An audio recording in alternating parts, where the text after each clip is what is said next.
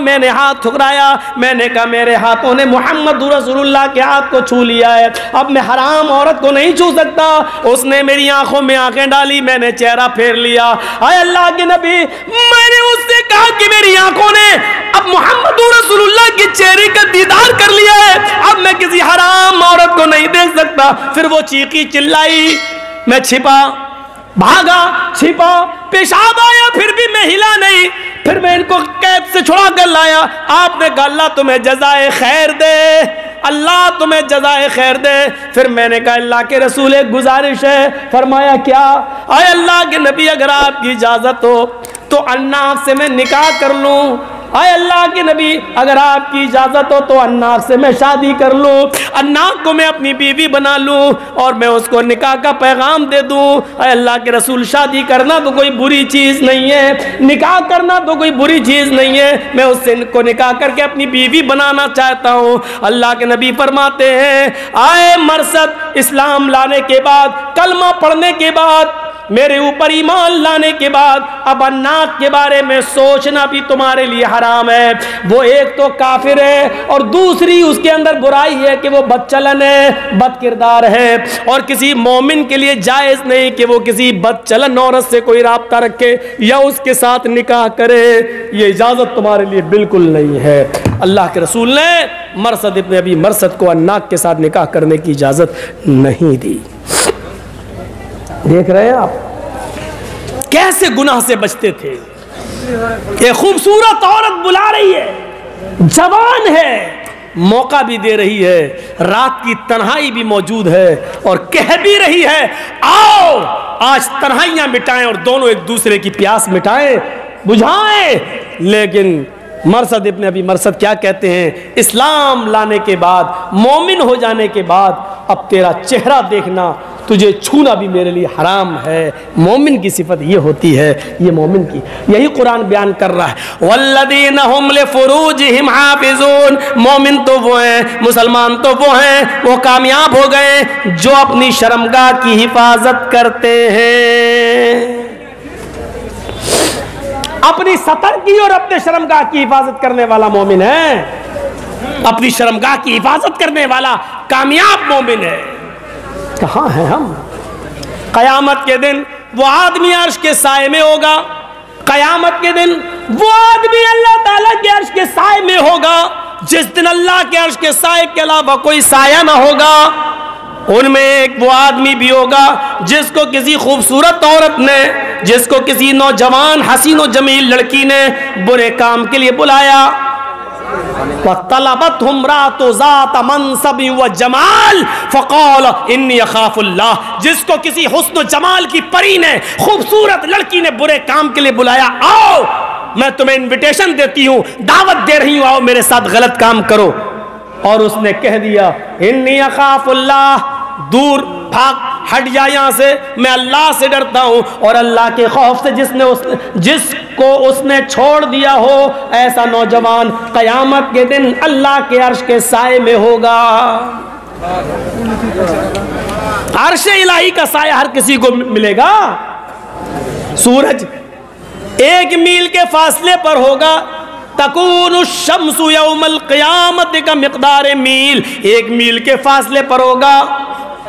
سورج جس کے اندر ابھی 1,40,00,000 ڈگری سینٹی گریڈ گرمی پائی جاتی ہے, یہ سورج قیامت کے دن اس کی ساری گرمی زمین پر پڑ رہی ہوگی.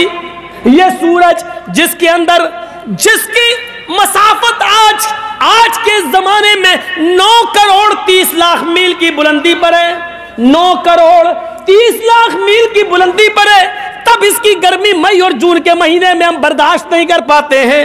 قیامت کے دن یہ سورج 9,30,00,000 نہیں, صرف 1 میل کے فاصلے پر ہوگا.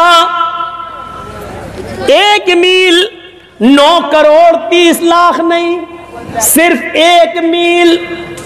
گرمی اتنی ہی ہوگی اس کے اندر, 1,40,00,000 ڈگری سینٹی گریڈ وہ زمین کے اوپر پڑ رہی ہوگی. جسموں سے پسینہ نکل رہا ہوگا, اپنے عملوں کے مطابق لوگ پسینے میں ڈوبے ہوں گے, کوئی ٹخنوں کے برابر, کوئی ایڑی کے برابر، کوئی گھٹنے کے برابر، کوئی کمر کے برابر، کوئی کاندھے کے برابر، اور کچھ تو ایسے ہوں گے جو اسی میں ڈبکیاں مار رہے ہوں گے، اسی میں گوتے لگا رہے ہوں گے۔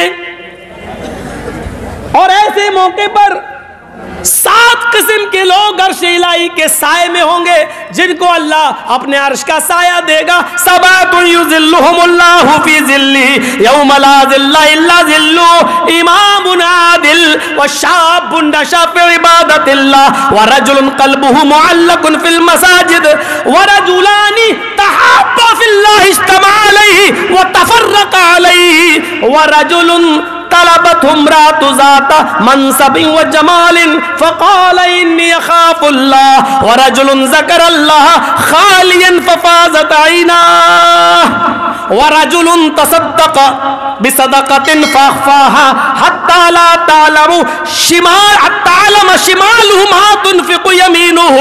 یہ 7 قسم کے لوگ قیامت کے دن عرش کے سائے میں ہوں گے۔ عدل و انصاف کرنے والا امیر، جس نے کسی کے ساتھ بے انصافی نہیں کی ہوگی، ہمیشہ اللہ سے ڈرتا رہا ہوگا، عدل و انصاف سے کام لیا ہوگا، یہ آدمی عرش کے سائے میں ہوگا۔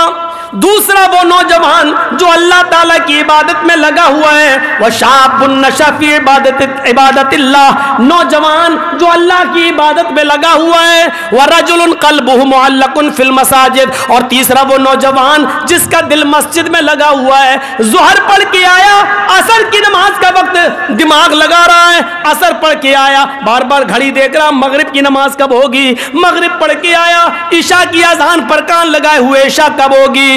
جس کا دماغ مسجد میں لگا ہوا ہے، یہ نماز کا وقت نکل گیا تو اب دوسری نماز کب آئے گی، جس کا دماغ ہر وقت نماز کی طرف لگا ہوا ہے، تیسرا یہ نوجوان عرش کے سائے میں ہوگا۔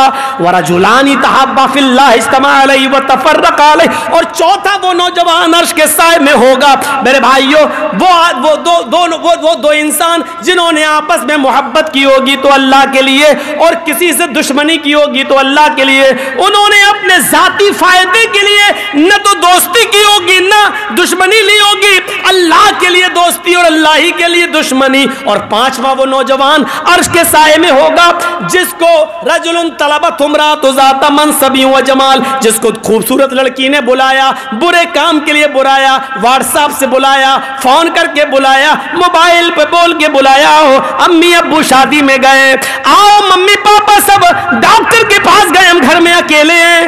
کسی کالج کی لڑکی نے بلایا، کسی ہینڈسم کسی اسمارٹ لڑکی نے بلایا، خوبصورت ذات منصب و جمال کا لفظ آیا حدیث میں، جو حشمت جاہو جلال والی، پیسے والی، دولت والی اور خوبصورت لڑکی جس کے پاس عیش و آرام کی چیزوں کی کمی نہ ہو، ایسی لڑکی نے کسی نوجوان کو غلط کام کی دعوت دی اور اس آدمی نے اس کی ٹھکرا دی، اس کے پیسے کی طرف نہیں دیکھا، دولت کی طرف نہیں دیکھا، جاہو جلال کی طرف نہیں دیکھا، چاہو اس کے منصب و جمال کی طرف نہیں دیکھا، اس کی کیٹاگری کی طرف نہیں دیکھا، اس کی اونچی پوسٹ کی طرف نہیں دیکھا، اس کے اونچے خاندان کی طرف نہیں دیکھا، اس کے حسن و جمال کی طرف نہیں دیکھا، اور کہا نہیں، انی اخاف اللہ، میں اللہ سے ڈرتا ہوں۔ یہ آدمی بھی اللہ کے عرش کے سائے میں ہوگا۔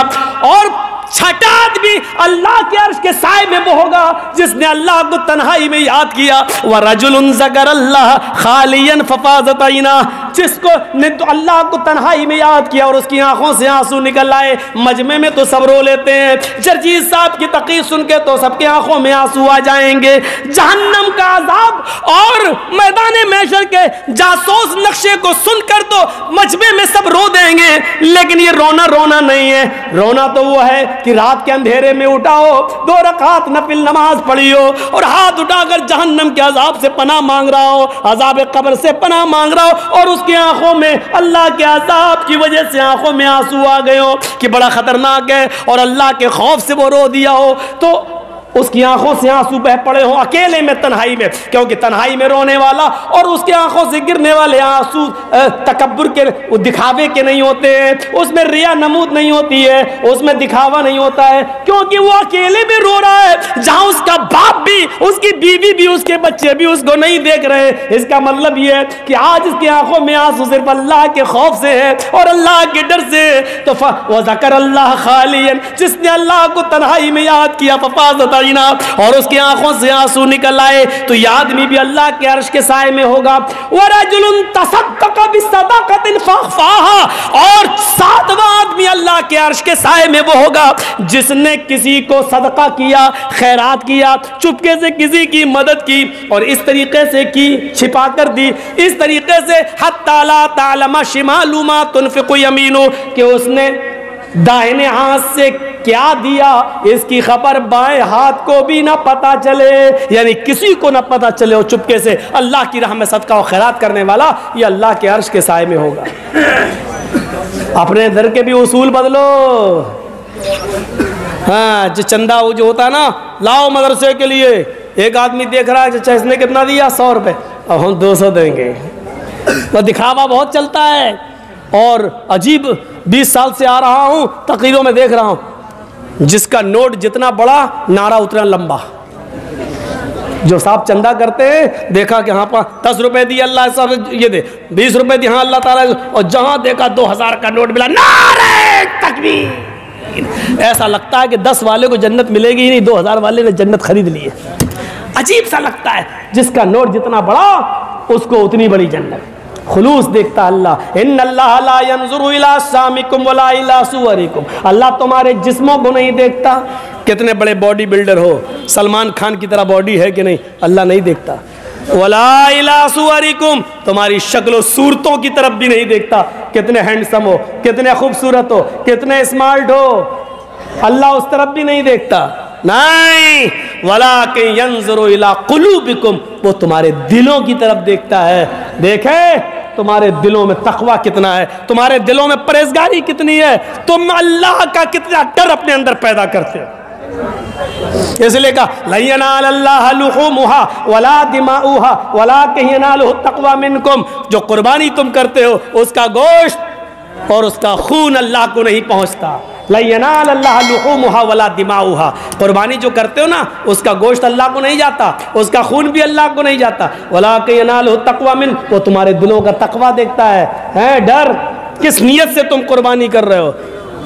ہم نے دیکھا بکرا نہیں خرید رہے ہیں قربانی کے لیے, نا پہلے پڑوسی کا دیکھیں, پڑوسی لایا 10,000 کا بکرا, بیوی کہنے لگی معلوم ہے 10,000 کا لایا, تمہاری کاروبار میں بنتی نہیں ہے اس سے, اب دیکھو محلے والے کیا کہیں گے.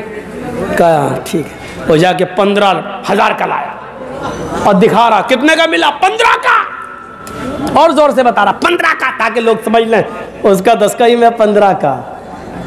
اللہ تعالیٰ یہ نہیں دیکھتا, اللہ تعالیٰ یہ دیکھتا ہے کہ تقویٰ کتنا ہے, ڈر کتنا ہے تمہارے اندر, خوف کتنا ہے تمہارے اندر. اللہ نیتوں کو دیکھتا ہے, نیتوں کو. چاہے کتنا اچھا کام کر لو, قیامت کے دن اس آدمی کو لایا جائے گا جس نے گردن کٹائی ہوگی اپنی, قتل ہوا ہوگا وہ.